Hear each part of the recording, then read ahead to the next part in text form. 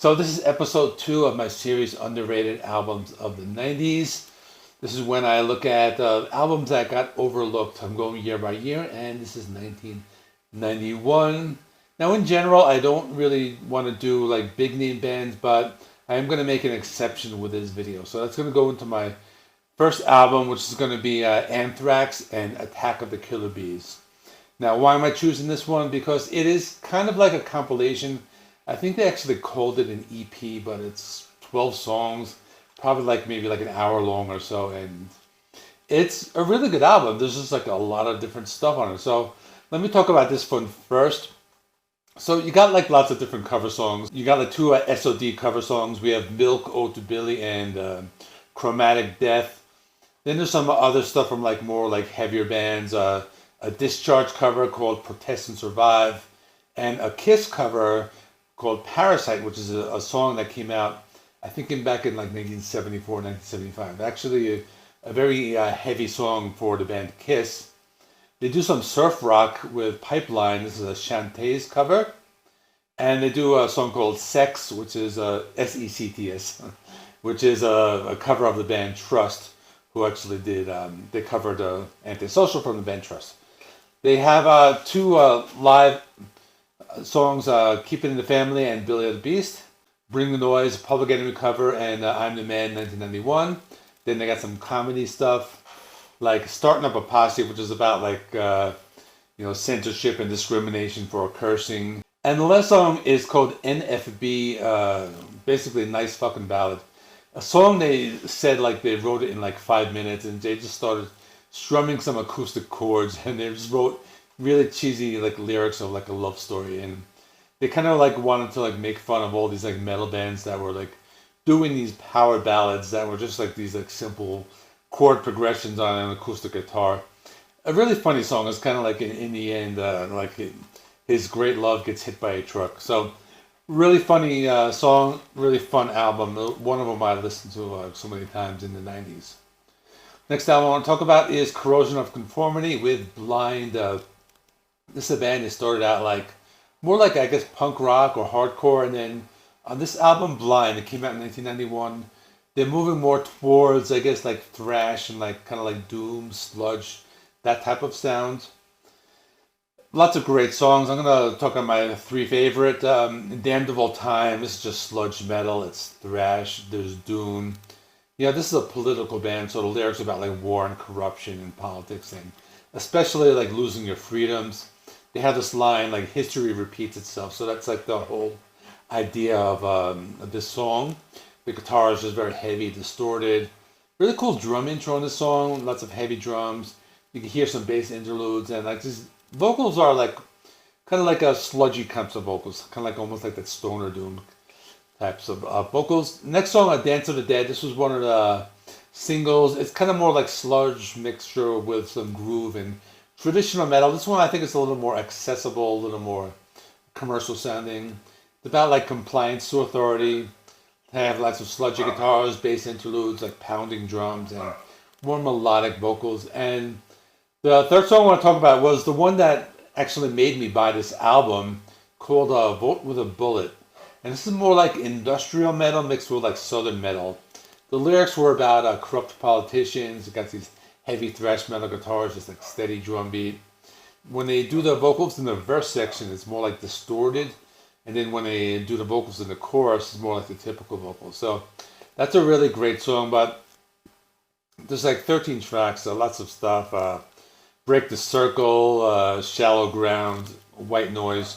Lots of great stuff. So that's my second album. My third album is by a band called Coroner, and it's called Mental Vortex. So band from Switzerland, from Zurich, and they formed in '83, and they are a technical thrash metal band, a very political band, and they were active up until the mid '90s, and then they took a long break, and then they got back together in 2010. So lots of great songs in here. My favorite called Son of Lilith, and it's technical thrash metal, and the song is about the son of Lilith, and Lilith was a demon in the Bible. The feeling is just very dark and disturbing. The guitars play these thrash metal riffs, Got lots of changes. That's like the key for this band. Like they change like the riffs a lot, so they do like lots of different things. You got some mid-pace stuff, some slower sections, and the vocals are very heavy, closer to death metal, but the vocals are also mixed a little lower. They kind of like let the guitars come up front.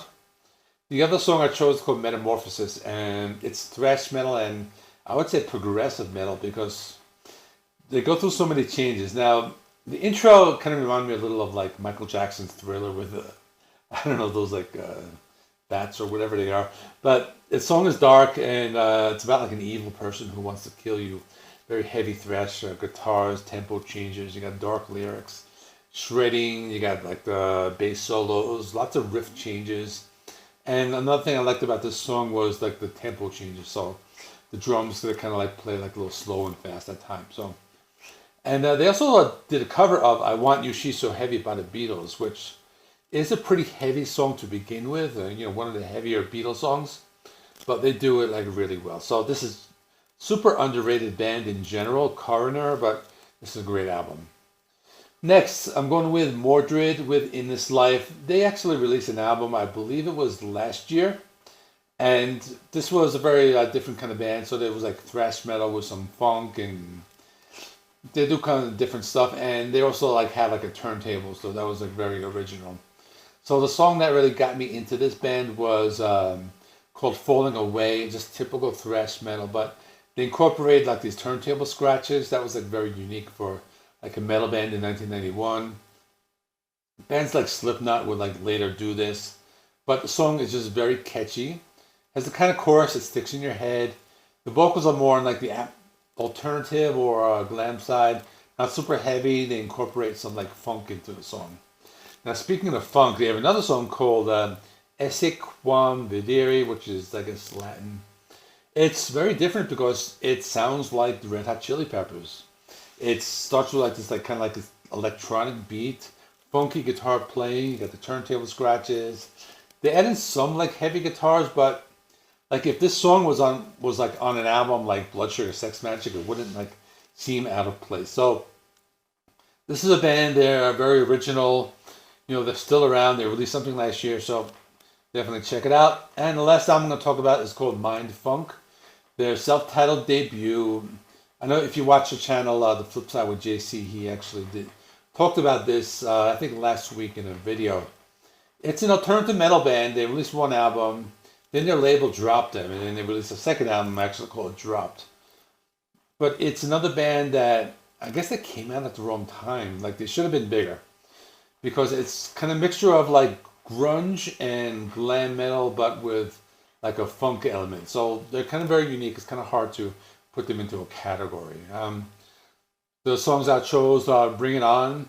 This one I like. It starts with like this Sabbath style doom metal riff, heavy bass. You got the low melodic vocals, the dark tone, one of the slower and darker songs, and the chorus like it sounds like an evil chant. It's more like a darker song, and then something completely different. A song like Sister Blue, where it starts with an acoustic guitar intro, but it was a song ahead of its time because it was like one of those like unplugged grunge songs with some like classical music influence. And they had a bass guitar playing like a bigger part in the song. They added some like psychedelic elements and the vocals are mostly soft and melodic, but they get powerful towards the end.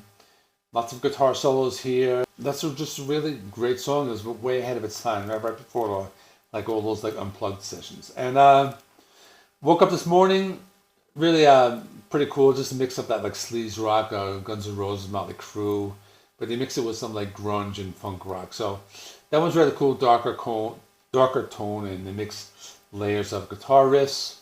So that is all. This was 1991. So next week I will do another video, which will be 1992. So thanks for watching. See you all in the next one.